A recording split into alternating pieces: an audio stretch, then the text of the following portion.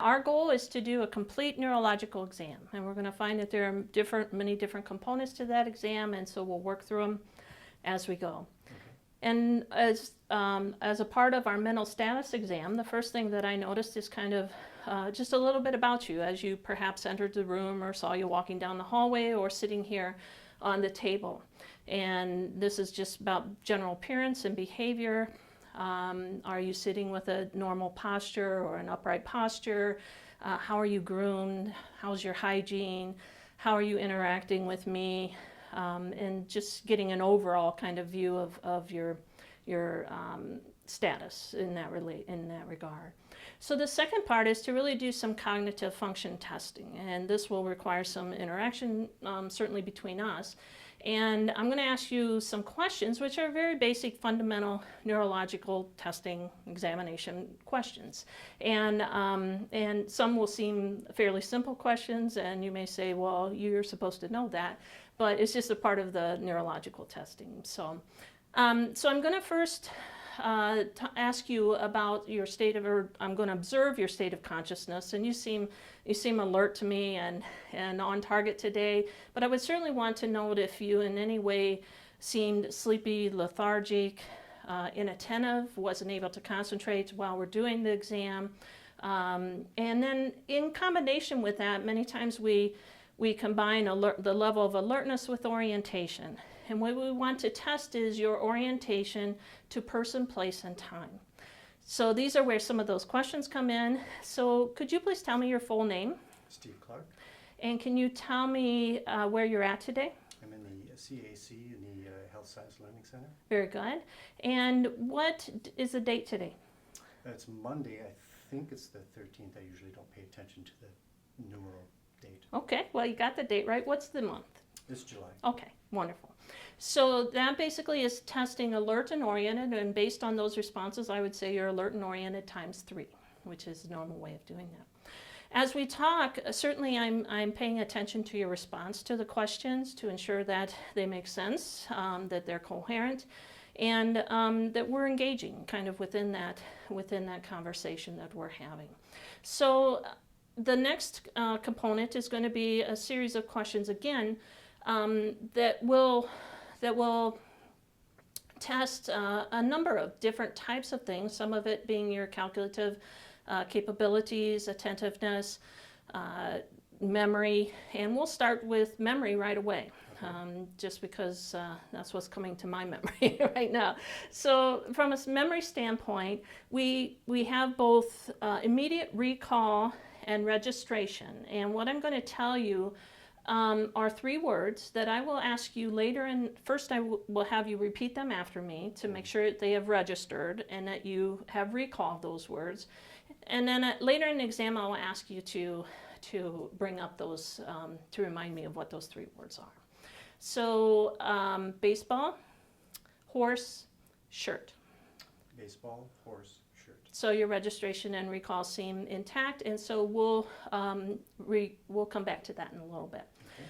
The other is, and many times that is referred to as recent memory, but recent memory would potentially go back hours or days as opposed to immediate, as we just did. If I were to know and to have witness in the room of what you might have had for breakfast this morning, can you share that with me? I didn't have breakfast yet. Okay, then, and of course we would be able, you always have to ask, I always have to ask questions that are going to, that I'm going to know the appropriate answer to. Otherwise you could certainly respond to anything under the sun. But recent memory would be something that happened this morning, or where did you park when you came into the facility, or what floor are we on in the facility, if you should remember that, or did you watch a certain TV show last night if there's a big game on, or something like that within the last day or so. And also remote memory. So remote memory is a different part of the brain, so we think about asking you questions like, who's the President of the United States? Obama. And who was the president prior to that? I believe it was Bush. I believe you're correct, if I remember correctly as well. And, we could also ask, like, where does the president live? I think he lives in the White House. In what city? Washington, D.C. Okay. And the reason and potentially if you did not know the answers to that, like you kind of made mention, some people just don't pay attention don't care about politics, don't know who the president is, and you could get some pretty interesting answers and responses to that sometimes too. But basically, if that were the case and you're just thinking, well, they may not know that information, I could ask you, for example, what professional football team is here in Wisconsin? Oh, it's Green Bay Packers. Okay, then that got a much sharper response from you. So that's remote memory, testing remote memory. We could also ask you your date of birth, vital statistics but again, I would want to make sure that I knew the answers to those if I was going to ask those specific questions. So from there, I'm going to go to reasoning. And reasoning, there are several things in the neuro exam that actually just occur as you're doing the exam. Reasoning might be one of that. If you're coherent and I'm able to follow you and you're making sense and it's understandable to me, one can think that your reasoning is intact. If I actually wanted to examine that more definitively, I could ask you questions like, and this is a fairly basic question, but what is similar between an apple and an orange? They're both fruits. Okay. If I wanted to maybe take that a step further, there's a scenario. This is a hypothetical. If you were near a mailbox and you saw a stamped letter, but certainly obviously an unsent letter, what might you do? I'd pick it up to make sure and look at it to see that it was not a canceled stamped letter, and if it was not, I'd put it in the mailbox. Very good. Very, very good. And then if I were to ask you the proverb, so to speak, don't cry over spilled milk, what does that mean to you? Well, once something like that's happened, it's happened, and move on. Very good. Now that's a test more of abstract thinking. So that kind of takes it at different levels of your reasoning so that we can really, if we really feel that there's a need to test that in a more definitive way. But usually just during the conversation is enough to determine whether there's good coherence or not. So the next is going to be arithmetic, and with arithmetic capabilities, we're going to be able to combine a sense of also observing your attention. Simple arithmetic, calculative capabilities, I can ask very simply, what's 9 times 6? 9 times 6 is 54. Okay. If you were to add 12 plus 15, what is that? That's 27. Okay. And then lastly, and this is where attention really kind of plays a significant role, we're going to make you think a little bit more definitively. It's called serial sevens. And I want you to start from 100, Steve, and start counting backwards by 7, starting at 100, and continue on until I stop you. Okay, count backwards by sevens from 100. 100, 93, 86, 79, 72, 65. That's great. So usually if you get to about 5 or so, that shows that your attention is both intact as well as strong arithmetic. The other common way to similarly test attention, if I didn't want to use numbers, because some people obviously have different skills than others, and if I wanted to test from a spelling perspective, I may ask you to spell the word world backwards. D-L-R-O-W. Okay, thanks a lot. So that's very good, and I think we've worked through a lot of the many mental status types of neurological testing. The next is related to your emotional stability. And again, this is very commonly something that is observed during the exam overall. But if we did have a concern and I felt the need to ask you, I would ask you just directly, Steve, have you had any concerns about your mood lately? No. Like you're feeling a little too high or a little too low at any points in time? No, neither one of those. Okay, good. Even kind of taking that a step further to test your thought processing, as well as as whether there may be any type of hallucinatory types of activity going on. So the types of questions I would ask you, and I don't have any concerns about this because again, many times these are evident from the very beginning of an exam, but if I wanted to test disturbance of thought, I may ask you a question like, have you had any concerns that other people are talking about you too much behind your back? People, are observing you that might No, concern you. no, not at all. And that would be like thinking about paranoia. What about anything that you seem to be obsessed with and that you can't let go of it, that you're paying way too much attention to this in your day? No, I don't think so. Okay, so that's in another disturbance of thought in terms of kind of obsessiveness and compulsiveness, and that's related to that.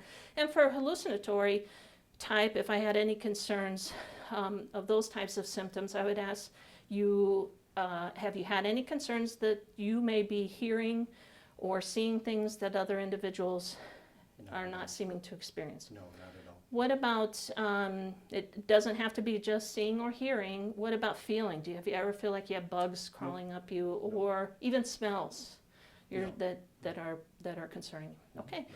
Great, so that's basically thinking about your emotional stability and kind of testing that series of events. The next is going to be speech and language, and again, this is inherent within the exam. You've been speaking very articulately. You've been making sense from a standpoint of coherence. You are obviously comprehending what I am saying because you're responding very appropriately. But many of the things that we would want to ensure from a standpoint of speech would be, and language, would be, number one, what is your vocal tone? And it sounds very within normal limits to me. Some examples of where that might be an issue or concern would be if there's a great breathiness in your tone, if you have a very strong nasal tone, or any change in your tone over time. The other thing with the quality of your voice is related to the loudness, and are you speaking too loudly, too softly, utterances, as opposed to direct speaking.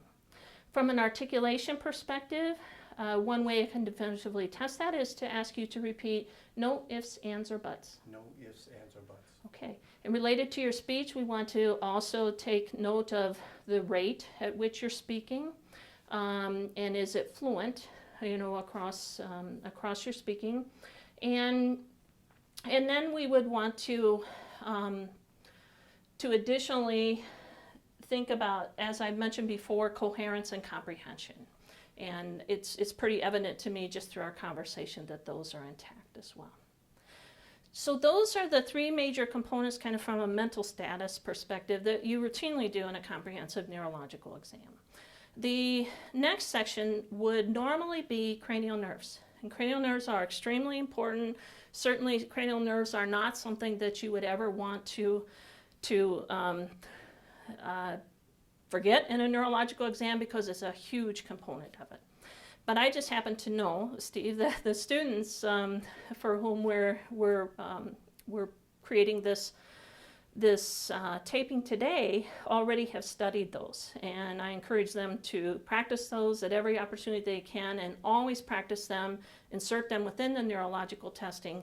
But for the sake of time, we're not going to run through that testing at this time. Okay. The next component of the exam is called is basically to observe and to examine your coordination and proprioception. And for this, I'm going to need you to do a variety of activities, and you can kind of mimic what I'm doing in part. Okay. The first is called rapid alternating movements. And rapid alternating movements can be done, it needs to be done in both the upper and lower extremities. It can be done in a variety of ways, particularly with the upper extremity. And the key, I will mention, to ensure that we're always cognizant of this in a neurological exam, is that the concept of bilateral symmetry is intact. meaning that you need to test both sides of the body in each case and make a comparison of the two and make sure that they are bilaterally symmetrical and that one is not different than the other. And that raises concern from a neurological perspective if that would be the case. So for rapid alternating movements, we'll start with your right arm. And in terms of your hands, if you can make a fist for me and then just open that and then just tap your fingers like this. Okay, and now do the same thing please on the left side. Okay, while you have that hand up, do this for me as fast as you can. And okay, and now the other side. Noting that sometimes obviously there can be very slight differences if you're right-handed versus left-handed, because your handedness, you obviously have greater coordination usually and because you use it more and have more fine movements.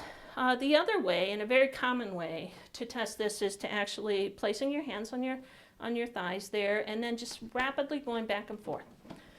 Now we do that in congruence, but now I want to do the bilateral symmetry. So first start with your right hand and then the left hand, and to ensure again that they're equal but coordinated also together.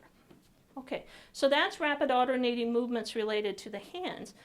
In reference to the feet, what I'm going to do, Steve, is to place my hand under each of your foot one at a time, and I just want you to tap your foot as quickly as you can against my hand. Okay, and then the other side. Okay, very good. And that again is testing bilateral symmetry. The lower extremities don't have the same level of fine motor movement, so you might see some differences that exist from the upper to the lower exam. So that's rapid alternating movements. Another strong test of coordination is point-to-point testing. And point-to-point testing can be done, again, in more than one way, and we have to do both upper and lower extremities. But what I'm going to first ask you to do, which is true point-to-point testing, is to first touch your nose and then touch my finger. And while you're doing that, I'm going to move my finger around. And we're going to pick up pace a little bit and see how on target you are in terms of your point-to-point testing. Very good. And let's try the other hand.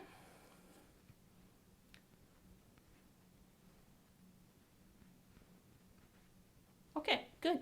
And that's the type of point-to-point localization or point-to-point testing, so that if you had a coordinative problem, you basically could be, overshooting or, missing your mark in the process of doing so. The other test of coordination, which is very common, we see it at times when during alcohol tests, and this is called finger to nose. And so this is just basically once you see this with your eyes closed, I just want you to alternate finger to nose, back and forth, again picking up speed as you go.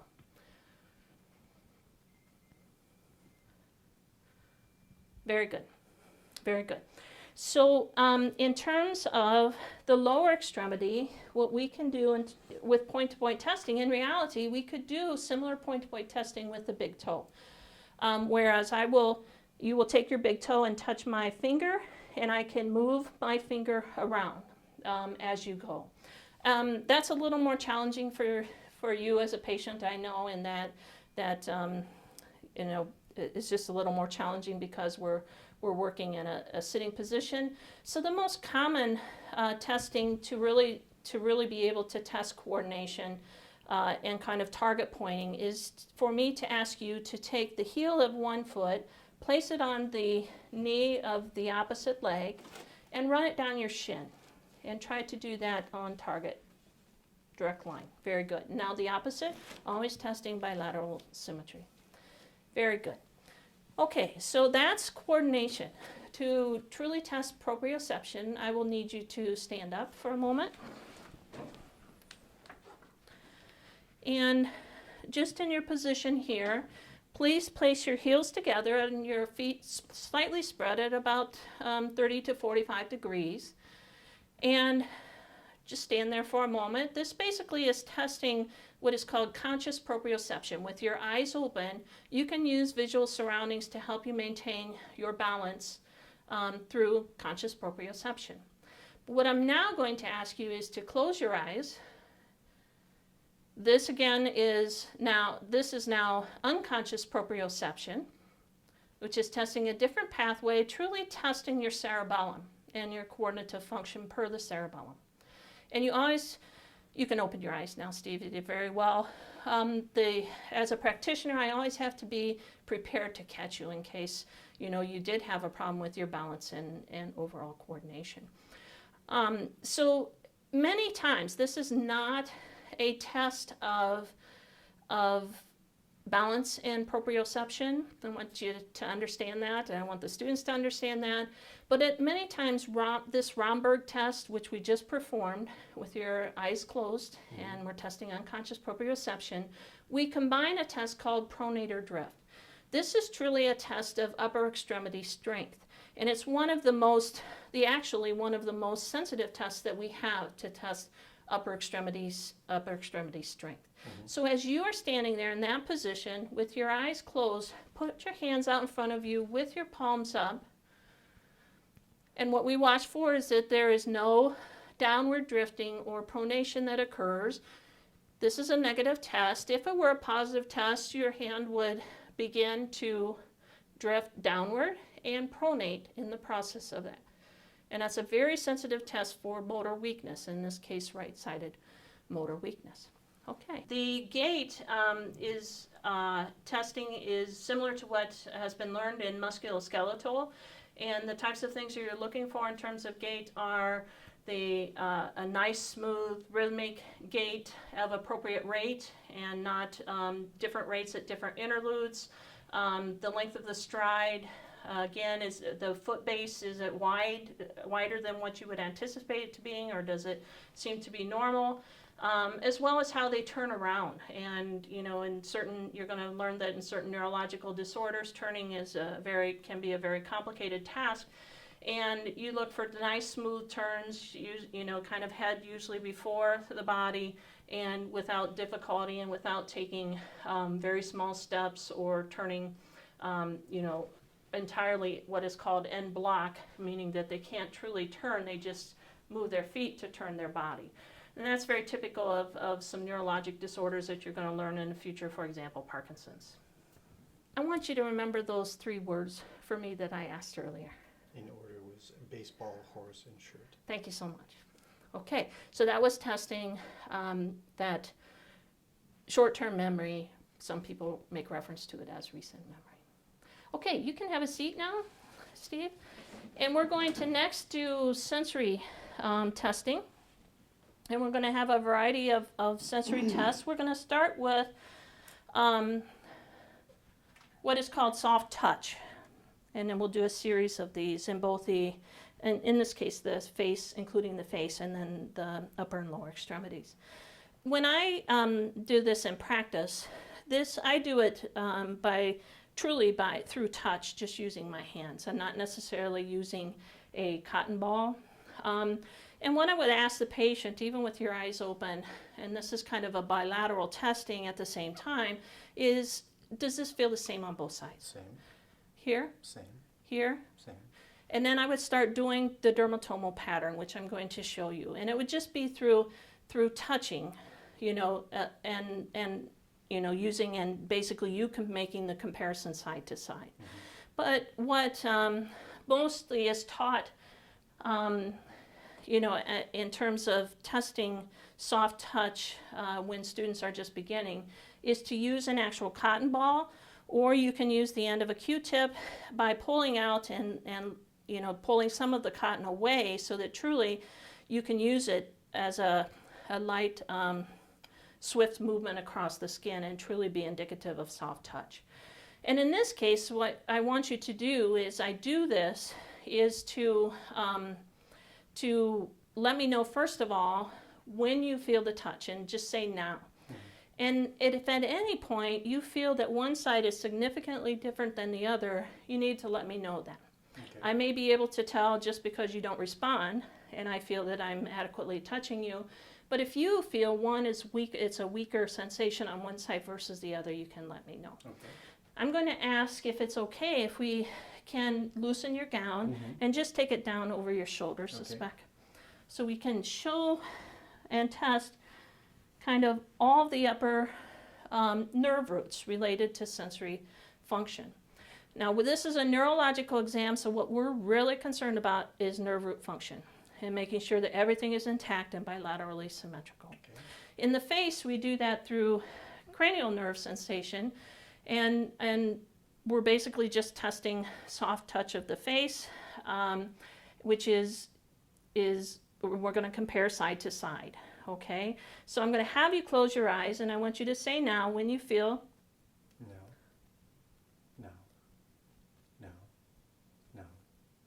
No. No. So those are testing all the three primary sensory regions, divisions of the face, cranial nerve testing. And in this case now, starting with the sensory dermatomes related to nerve roots, the first is I'll demonstrate them all, but normally I'll tell you we don't commonly test necessarily everyone. We usually do the most common.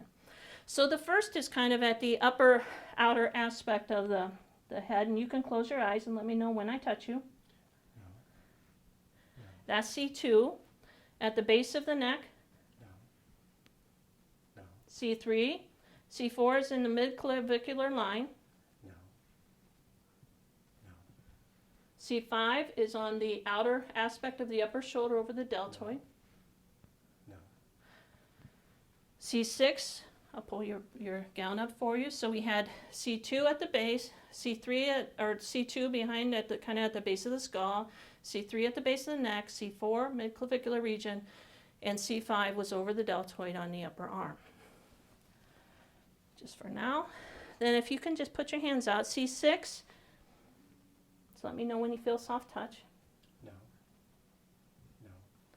C7, No. No. C8. No. No. Turn your arms over, please. This is not routinely tested, but if we wanted to test T1, No. No. T2, No. No. and T2 runs across the chest, and from there it's just kind of a band-like distribution across the chest. So it'd be C2, C3, C4 is usually at the nipple line, C5, C6, C7, C8, C9, C10 is, or excuse me, I'm saying it wrong. These are T's, thoracic. So T1, T2, T3, T4 is at the nipple line, T5 through T10, and T10 is usually at the umbilical line. T11, T12 continue down. L1 is in the inguinal area, and we're not going to test that today. We can pull your gown up a speck. I'm assuming you have shorts underneath. Okay. L1 is in the inguinal region. L2 is this region that we just tested. And then L3, medial aspect of the knee. No. No. L4. No. No. And L5 for true L5 distribution, the web space between the big toe and the second toe. No. Okay. So for refreshing, T1 is the inner aspect of the medial arm. T2 is up here, comes across. And then we have T3, T4 is nipple line. T10 is umbilical line. L1 is in the inguinal region. L2 is in the upper medial aspect. L3, L4, and true L5 is in the web space between the great toe and the second digit. So that's sensory function with soft touch. Okay, so that the next sensory testing is related to pain, and this is testing a sensory tract that carries both pain and temperature sensations to the brain, so that we can feel that pain and temperature, and give us an awareness of that. Because it runs in the same tract, we only have to test for pain, and in this case. To do this is very simple, just using a tongue blade, breaking it in half, and coming up basically with a sharp edge, and using that sharp edge for eliciting pain. And what I'm going to show you is that, just as a demonstration, is this is sharp and this is dull. Yes. Can you feel the difference? Yes. So what we would do from a testing perspective is to ensure, because we're testing for the pain pathway, is that we test pain in each of the different distributions that we just went through, both from a facial perspective as well as the remainder of the nerve roots. And in this testing, I'm going to not necessarily test every distribution of the nerve root. I'm going to show the ones that are most commonly tested. So with your eyes closed, I'm going to ask you as I touch you whether this is pain, Sharp. by saying sharp, or dull. Dull. Okay, so here we go. And we're going to start with the face. Sharp. Sharp. Sharp. Dull. Sharp. That was kind of dull. Mhm. Sharp. Sharp. That was dull. Okay. Sharp. Okay, and I think we've hit each distribution within that. The most common nerve roots that we will test from a cervical perspective would be C5, and I'll pull your gown just down just a speck again, and I'll be touching you throughout your arms. So Sharp. That was dull. Sharp. Sharp. Dull. Sharp. That was really dull, soft. Sharp. Sharp. Sharp. Dull. Sharp. okay, so those are the cervical nerve roots, and again we tested C5. The thumb is C6. The middle finger, on the inner aspect of the middle finger, is typically pretty pure for C7. C8 is the little finger. Okay, and then in the inguinal region, the most common areas to test are L3, L4, and L5, as well as S1. Okay, Soft. Sharp. Sharp. Dull. Couldn't quite tell. Sharp. Sharp. Sharp. Sharp. Sharp. Sharp.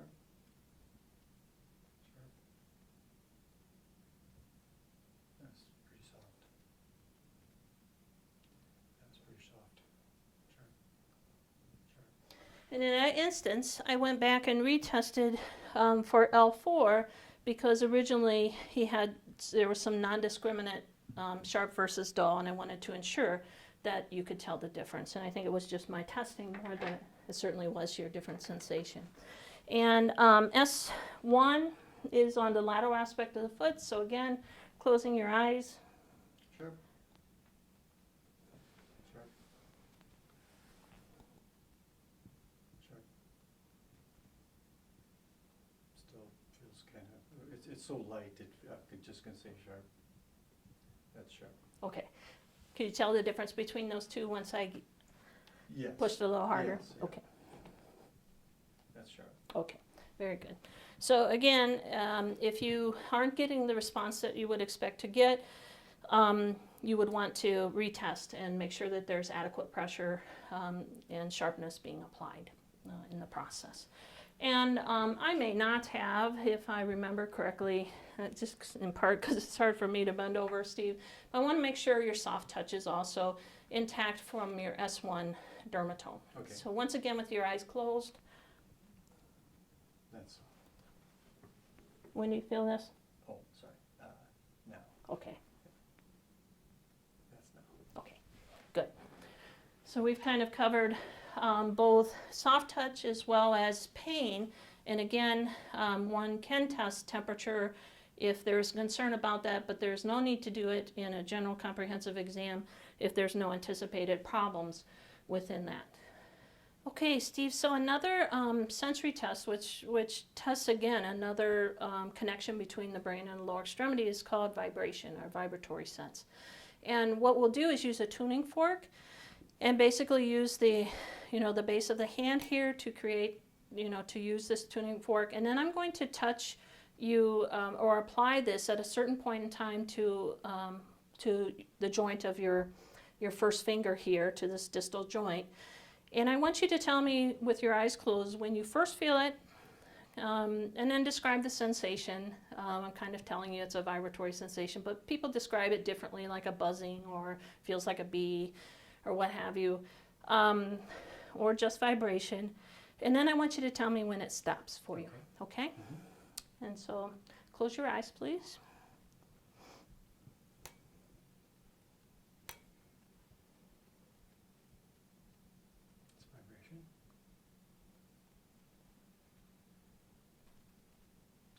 Okay.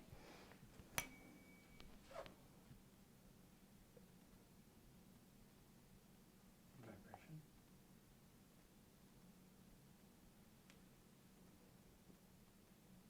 Stop. Okay.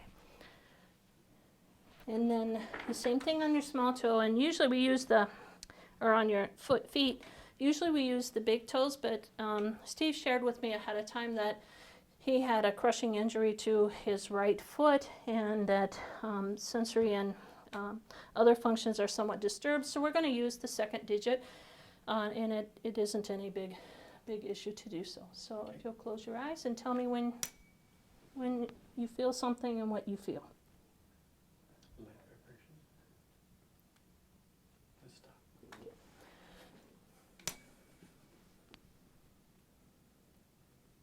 Vibration.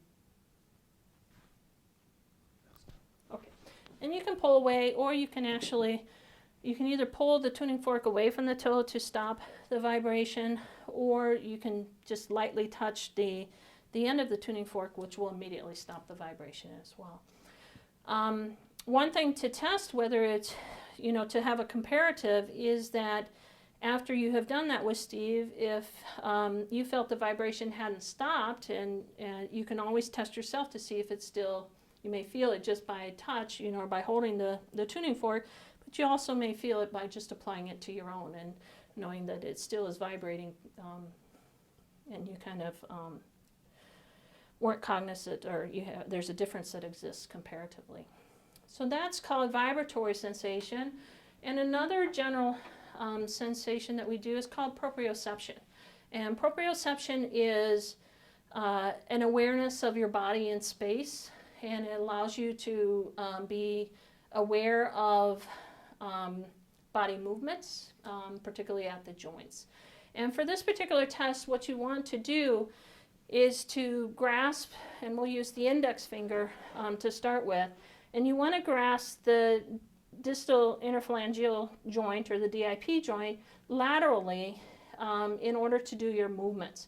And then what I will do is in doing this, I will either move your finger up or down, kind of always returning to neutral position, and I want you to tell me what direction I'm going. Okay, and I'll do this bilaterally using the index finger, and then I'll use the second toe because of your injury again. Here we go. It's up, up, that's neutral, down, neutral, up, neutral, up, neutral. Okay, and the same thing over here. Up, neutral, down, that's neutral, up, neutral, up, neutral, down, neutral. Okay, and that's bilateral symmetry, very intact. And then I'm going to use your second toe here. Okay. I can do the grab here. Okay, and here we go. It's up, it's neutral, down, neutral, up, neutral, down, neutral. Okay, and then the same thing on this side. Grabbing laterally the DIP joint. Are you able to spread your toes at all? Just a little bit. It's kind of okay. Let's go from here. Okay, that's up, neutral, up, neutral, up, neutral, down, neutral. Okay. And the key is, and that's sometimes why the toe, the big toe or the great toe is easier, is because sometimes it is less tight to the other toes, because when you do make the manipulation, if you're touching the other toes, they may be able to recognize that, as well. So that's why in a normal situation, I would usually test the great toe. But any toe can be used, and certainly if you notice any problems that exist, both with vibration as well as proprioception, if there are considered to be any abnormality in terms of its testing, then you would continue to kind of move to the next proximal joint and kind of move your way up to see, in fact, if those are intact as well. In certain disease processes, things start distally and then head proximally, and so you could kind of determine where you think the problem may lie.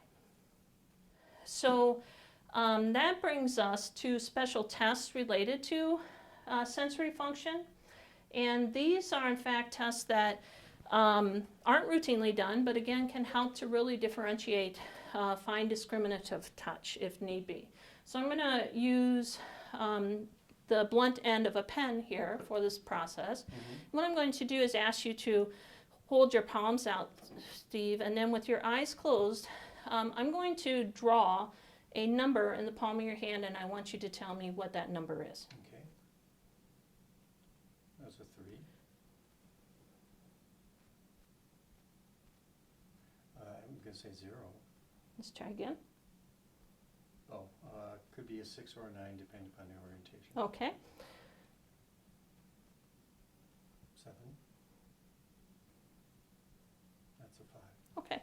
And obviously sometimes, again, depending upon your technique and what have you, they may not feel the full sensation. I think that's why Steve felt 0 instead of 6. He felt better at the base of his palm with the circular motion than the upward motion.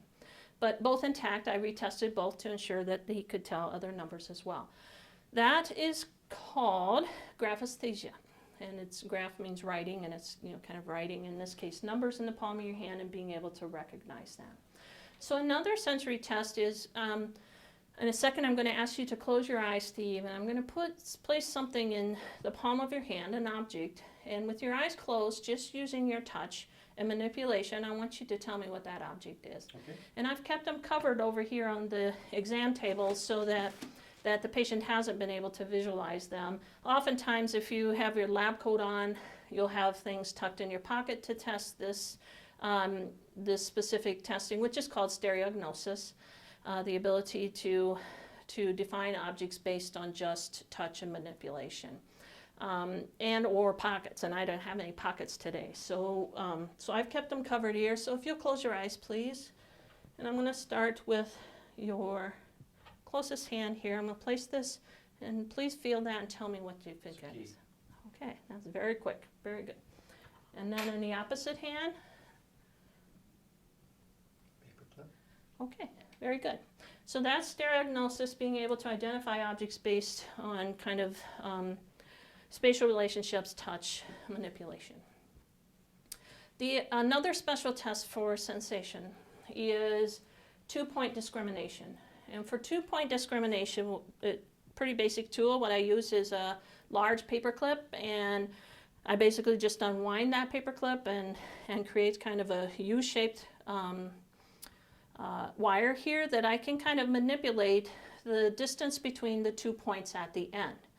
And this is called 2-point discrimination, and the body is actually somewhat mapped out, and there are resources that tell you where you should be able, what the distance is that you will feel 2 points actually feeling as one. So instead of feeling 2 separate points, you actually get close enough to the point that you can't differentiate, and it feels like just 1 point. Now, for example, on the back, our fine discriminative touch is not as strong, so you could have a very wide distance between these, where in reality, when I touched you with 2 points, you would only feel 1. And so again, we can just do some testings in a few different regions of the upper and lower extremities. So what I want you to do with your eyes closed, Steve, is to tell me, when I touch you, do you feel 2 points or do you feel 1 point? Okay. I'm going to start on the thumb. That's 2. And then I move it a little closer together, That's 2. a little closer. It's getting closer. It's still 2. Okay, and now how about now? I'm going to say 1. Okay, so you could see that we went, together, and obviously some of the most fine discriminative touch are in the fingers, and just straighten that finger out and tell me, do you feel this as 2 or 1? Excuse me, that was a bad technique. That's 2, I believe. That's 2. That was 1. Okay, so we can definitely see that it kind of potentially, and part of it has to be technique too, to ensure that you are always touching both points at the same time. That's 2. Yep. Okay, and then I'm going to move down to your feet just to show again. We have to do things on both sides. Let's do bilateral symmetry to be 100% accurate here. So I'm going to try here. That's 2.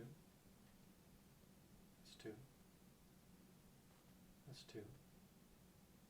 That's 2. That's 2. That's 1.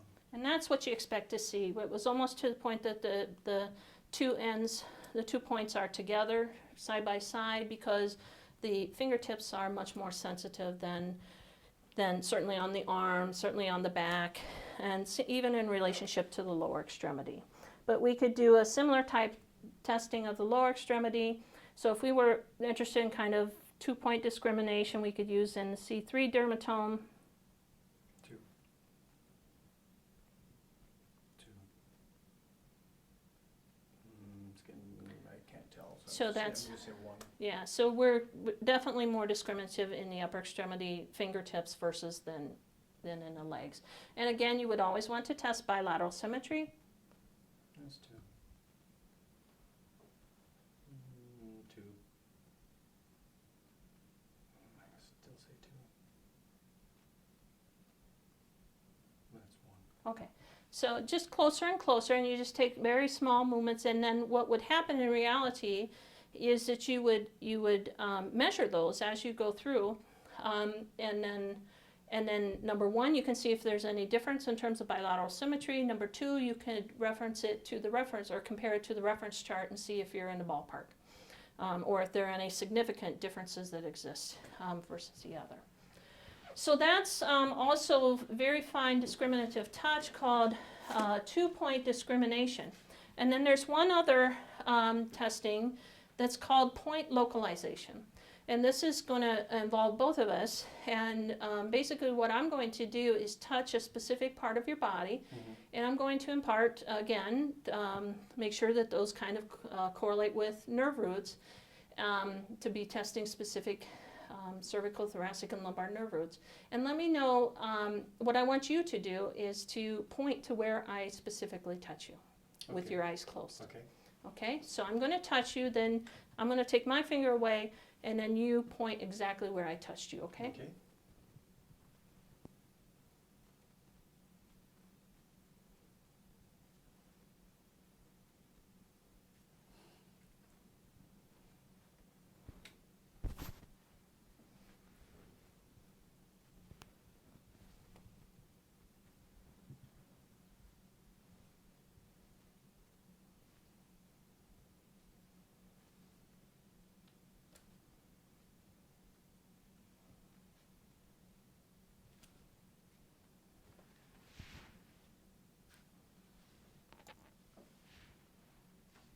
You could tell me too, to some Okay, extent. ankle. Yeah.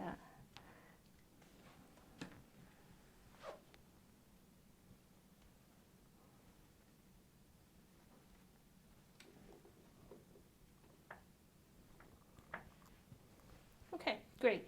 That's called point localization. And you can see that it gets tough to actually do that pointing process in the lower extremities, and that certainly is even more difficult with older individuals versus younger individuals.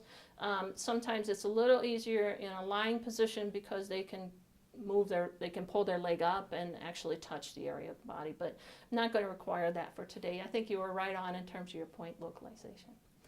So the next is motor testing, and I know that the students have learned what we commonly call screening maneuvers for motor testing. I can help you with that, Steve. I'm sorry. No, it's a good idea. Put it up here. And screening maneuvers are a way to just generally identify whether there are any concerns through, it can just be as simple as walking. It can be walking on your toes, walking on your heels. It can be hopping. It can be just grip, grabbing, and you always have to, again, test bilaterally. If you did any of the screening maneuvers, you can ask them to do a deep knee bend, or if you're just sitting in a sitting position, ask them to rise up from a chair. And it can give you some idea, as to whether there's bilateral symmetry and whether there are any concerns. But with a true neurological exam, what we're most interested in is testing by what's called opposition. And again, testing bilateral symmetry, and again, testing by specific nerve roots. And the specific nerve roots that we're going to test, C1 through C4 basically innervates muscles of the neck, and we're not going to test those today. In a common routine neurologic testing, you will start kind of at C5 and kind of head down into the lumbar and sacral regions. So what I would like for you to do is just hold your arms out like this, and this is basically testing for your deltoid muscles and the strength of your muscles, and by opposition. And you can test bilaterally. Commonly you can, if you do them at the same time, you can tell if there's one distinct difference versus the other. And so with the deltoid muscles, we're testing specifically C4. Then if you put C5, that's what I'm struggling with here. C5, put your arms up like this. This is the biceps. Okay. This is C6. And we're trying to isolate the nerve roots to specific muscle groups just for testing the nerve roots. So keep your arms up like that, push away from me. That's C7, that's testing the triceps, which are innervated by C7. So we've done C5, C6, C7. So now if you'll put your hands out, grab my fingers, and try to pull, don't let me pull them out. Don't let me pull them out. So these are the finger flexors. Those are C8. And then for T1, spread your fingers out like this. Don't let me close them. These are the interossei muscles, and you test kind of between fingers to see if there's adequate strength, and certainly comparing bilateral symmetry. So we've tested C5, C6, C7, the triceps, C8 by the finger flexors, and then T1 with the interossei muscles. So in a musculoskeletal exam, you would test a lot more than that, because you would want to test wrist extensors, wrist flexors, and finger extensors, and many other types of movements, because there you're testing muscular groups. Here we're testing nerve roots that are innervating or supplying those specific muscles, and that's what we want to know is intact for our purpose. So then we move down to the lower extremity, and again testing side by side. Lift your leg up against my hand. Okay, you're strong. And then this side. Okay, and that's testing L1, L2, which is the iliopsoas or the hip flexors. Straighten your leg out. Don't let me push you down. This is L3, 4, the quadriceps, basically creating leg extension. Don't let me push you down. And they are bilaterally symmetric and strong. I'm going to ask you to pull your toe up toward your head strongly, and while I'm pushing down, and the same thing over here. Now this specific is for isolating L5. Excuse me. I don't know why I'm struggling with my T's and L's today, but L5. And L5, the dorsiflexors of the foot, so if I ask you to pull your foot up towards your head, this tests L4, L5. You can test the strength, but if you specifically do the toe, you're specifically isolating L5 for the extensor hallucis longus muscle. And And all we want to know is that you have a well-functioning L5. And then for S1, I'll put my hand here and ask you to press down on the gas. And while I'm pulling up, same thing here. Okay, so that's for S1, the plantar flexors. So we've tested our major motor nerve roots, and these are very commonly associated with routine comprehensive neurologic testing. Okay, from a motor perspective, I think that takes care of it. We already did pronator drift, as I mentioned before. That is a test for upper motor strength, but we combine that very commonly with Romberg. So we've already tested for that. So the next part of the test are the deep tendon reflexes and then the superficial skin reflexes. And so what I'm going to do is to test, I'm going to start with what is very commonly isolated as C5, and then you want to make sure you have a clean surface, so roll the sleeves up if need be, and unhindered surface. Okay, we're going to start with C5, and C5 is basically the biceps tendon. So if you could clench your fist for me, and this will help you to feel that tendon. You can actually straighten your arm a little bit, and you can feel the tendon and localize it. You can use the tip, and I'll just relax. You have to make sure that the patient is well relaxed, and then once you've isolated the tendon, you can test for your reflex. I often use the method of using fingers beneath the reflex hammer. You don't have to, but it kind of gives me a better sense of whether there's a jerk in there or not. This is called the biceps jerk. In this case, not knocking me out, but that's okay. I want to test bilaterally. And the biggest concept here, the same as everywhere else, is bilateral symmetry. So just relax. I can feel a little bit of a jerk there. So that's C5. C6 is called the brachioradialis. And the brachioradialis reflex is about 2 to 3 inches above the wrist. I often use the longer, wider aspect of my reflex hammer for this. And the response you're looking for is a slight supination of the hand very quickly. And if you don't get a response, you can certainly try the sharper end. Nothing knocking me out there. Yeah, it tends to be normal for me. So you don't have strong reflexes. No. You're aware of that. No. Okay. So same thing, testing bilaterally.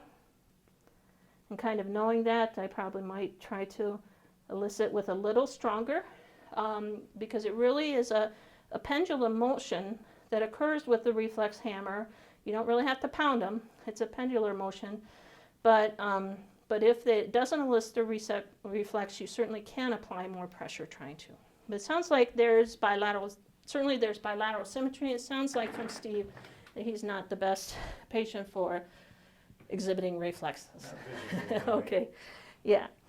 Okay, and that's a great point, because it isn't visual. This is where it helps by placing your fingers, and I could do the same thing here to test and see if I feel actually a jerk, kind of related, just the way I did with the biceps. And this is C6, and these are not pure, but commonly the biceps jerk is C5, testing C5 in terms of DTRs, deep tendon reflexes. C6 is basically the brachioradialis, which we just did. The patellar reflex is going to be the patellar, obviously the patellar tendon below the knee. That's usual for me too. Okay, not a lot of response. As long as that's symmetric bilaterally, he just doesn't have great reflexes in those regards. So this is L4, the patellar, and again, it's not pure, but it's basically a testing of L4. There are some other very subtle DTRs, deep tendon reflexes, to test other lumbar nerves, but certainly not done in routine screening if you don't identify any concerns, and as long as everything is bilaterally symmetrical.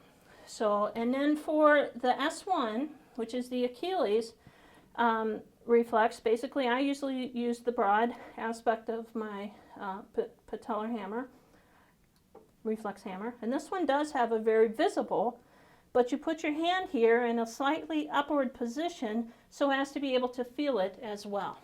And then again, bilaterally, you want to be able to show symmetry, which both visually and as well as feeling the jerk that takes place. And that was usual for me too. That's good. They're alive. Very good. So those are the deep tendon reflexes and related to specific muscles groups that are innervated by very specific nerve roots. And again, we're doing neurological nerve root testing.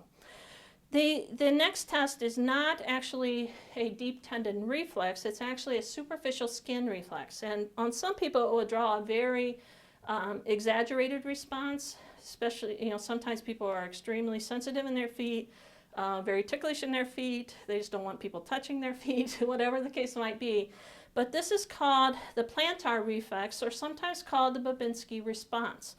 And what you do is basically use the sharp end of your reflex hammer, and you're going to run that up along the lateral aspect of the foot. I'm just going to hold his knee so you can hopefully be able to visualize this a little bit. Along the lateral aspect of his foot, up across the ball of his foot. And the normal response is, in fact, that the toes will flex in response to that superficial skin reflex. And maybe it's maybe easier to see on this side, but laterally coming across the ball of the foot. You don't have to apply a lot of pressure.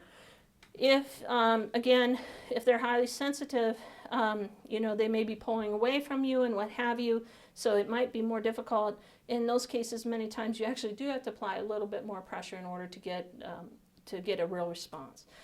What would be considered a positive Babinski response was if instead of flexion of the toes in response to that skin reflex, you had fanning of the outer four toes and the first toe extends. So it's kind of just like you had it there, Steve.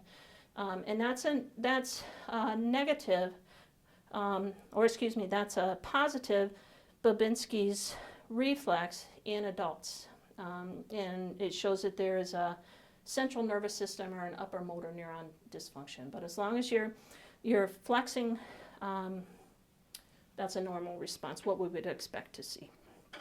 Okay, and then another special test of the lower extremities. Again, this is not a deep tendon reflex, but it is in a sense a reflex, and it again is a test of upper motor neuron or central nervous system function, and it's called clonus. And clonus is basically, and for this you will need to have the patient relax as much as possible, and you will just take a hold of their foot and just kind of relax. You can talk to the patient, as you're in the process of doing it, and just kind of grab hold, and then all of a sudden just jerk very strongly.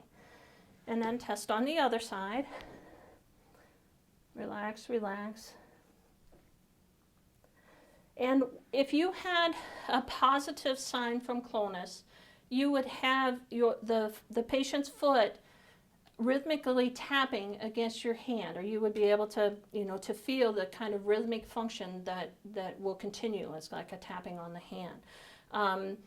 And this is, again, if it is sustained to an extent that it's considered significant, that would be indicative of a more upper motor neuron, meaning in the brain, central nervous system dysfunction. So both the Babinski response or plantar reflex and clonus are not testing muscles as the deep tendon reflexes. They are reflexes that are actually testing brain function and will be identified in individuals that may have a brain lesion or a stroke or something of that nature. So that's clonus. The one thing I wanted to mention when we were talking about the deep tendon reflexes, I want to be sure to point this out, is that a lot of people have trouble relaxing. Steve's doing a great job of that today, but a lot of people have difficulty as soon as you start hitting them with this reflex hammer of actually relaxing.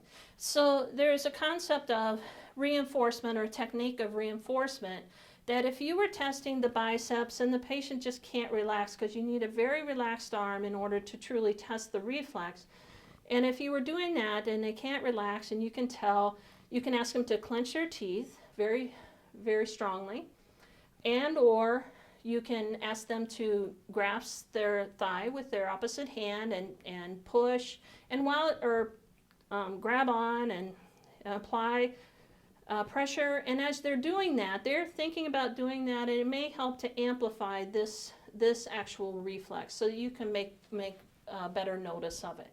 So very commonly with the upper extremities, if they're having trouble relaxing, you can ask them to clench their teeth or to grab the opposite thigh from what you're actually testing. And then with the lower extremity, very common technique is for reinforcement is grasping your hands like this, Steve, and pulling strongly, and that would be done while you're testing patellar or the Achilles reflex or what have you. And I'm just realizing, Steve, and I apologize for this, and I apologize to the students, but I forgot to test C7 on your upper extremity, which was what I kind of started here, moved down, and forgot to come back.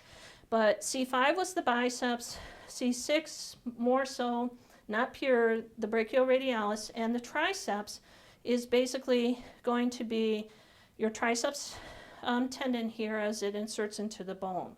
So you hold the arm like this. Again, just ask them to relax, let me hold it like a wet noodle, and then test the reflex. And you're looking for a jerk, and again, you may be able to feel that because you have their arm embraced. He again is not knocking me out at all with his reflexes.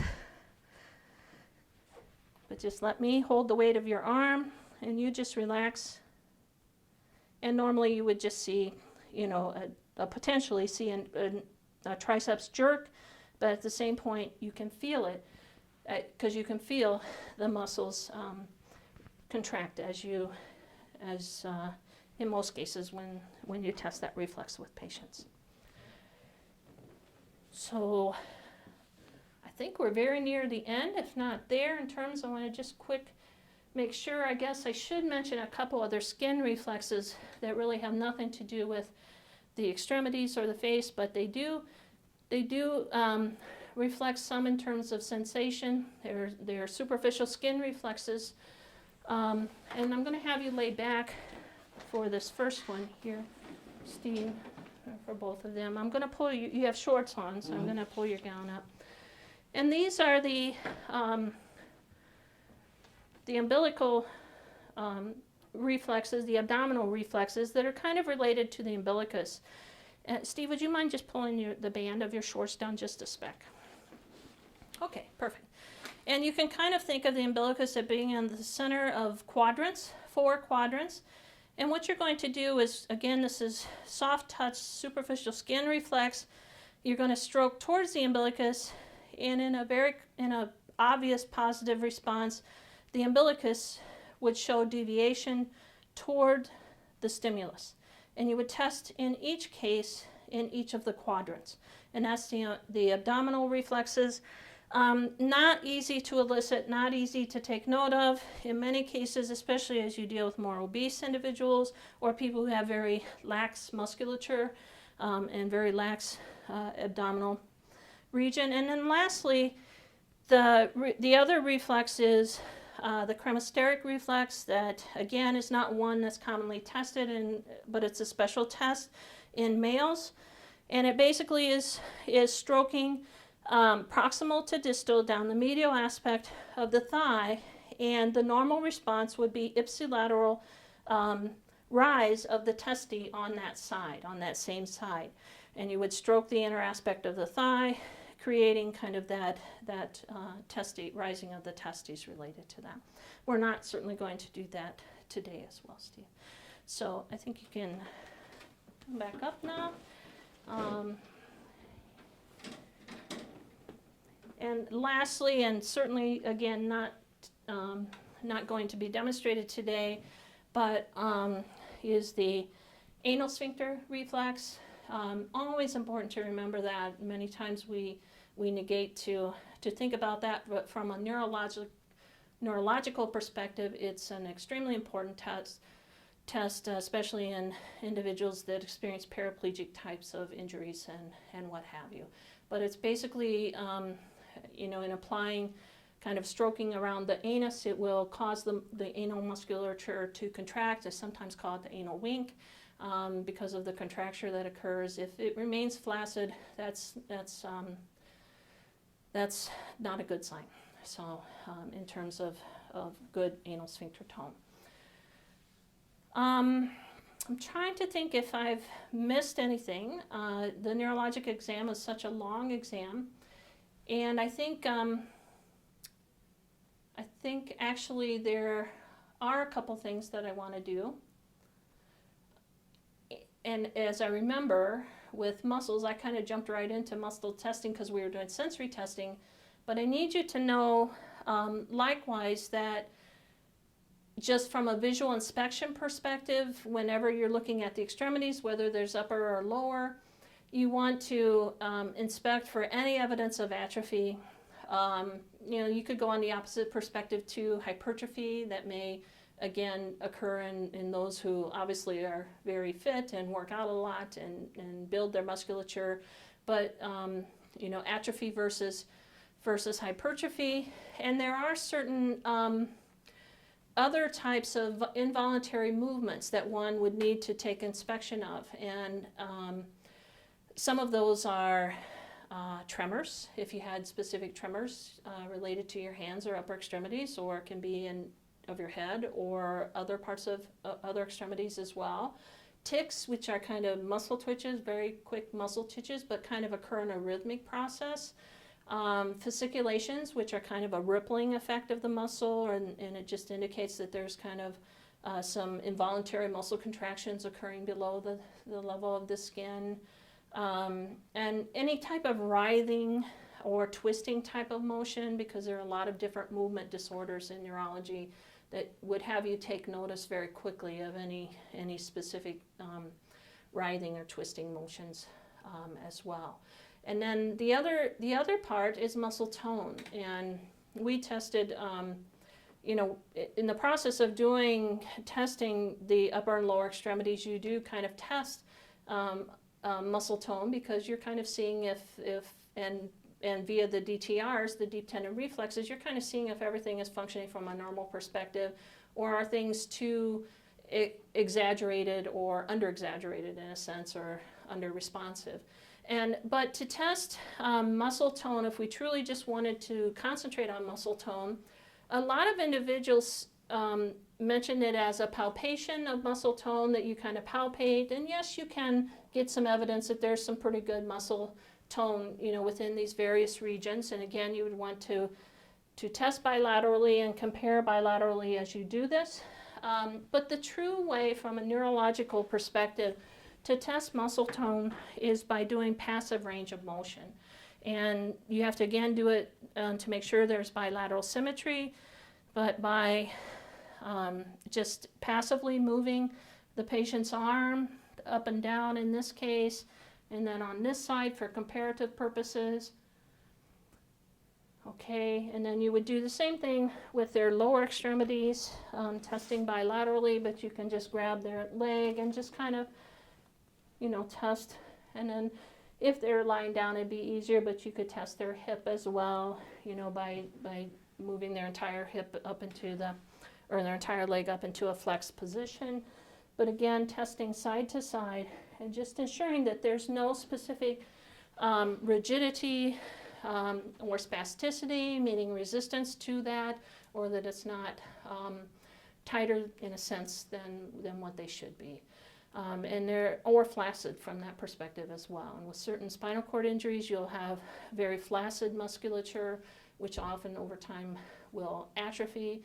With upper motor neuron or other types of injuries, the muscles, like a stroke for example, the muscles will be very spastic and be hyperreflexive. And so the students are learning all about that.